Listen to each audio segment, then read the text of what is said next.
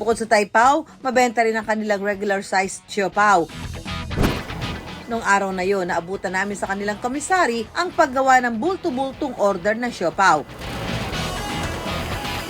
Una, mamasahin ng dough gamit ang mixer. Saka ito ilalagay sa makina kasama ng palaman na asado kung saan bubuuin ang siopaw.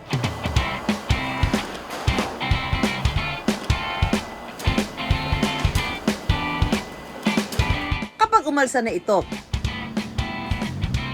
isasalang na sa steamer sa loob ng 20 minutes. Papalamigin at saka irerepack. Ang mga nabalot na siopaw, pansamantalang ilalagay sa freezer habang hinihintay ang delivery.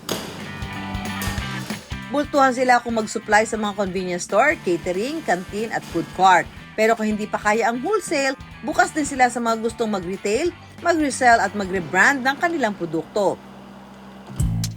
Dahil 75 years old na si Jokwan, tumutulong na rin ang mga anak na sina Brian at Jonathan sa negosyo. Naisipan ng dad ko magnegosyo kasi ano pa siya, college student, na-experience niya yung Chinese food business dahil ang pamilya niya ay nasa food business also. After niya sa school, dediretso siya doon sa restaurant nila at tutulong siya gumawa ng mga mami, siopaw, siomai, dumplings.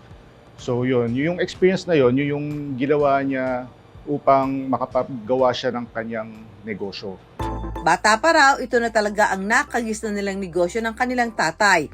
Nung bata ako, dinadala ako ng papa ko sa Jokwan. Tapos umu-order siya ng siopaw, mami, siomai. Tapos naalala ko, sarap na sarap ako.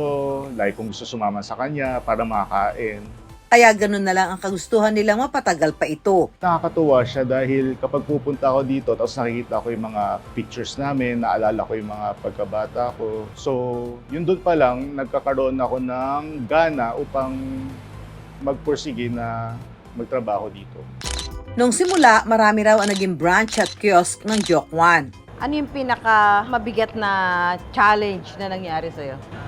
Yun sa health. Kasi kung di ka healthy, hirap mag-manage ng isang negosyo. During the early 90s, nakaroon ako ng nasopharyngeal CA. Mabuti na-extend ang life ko.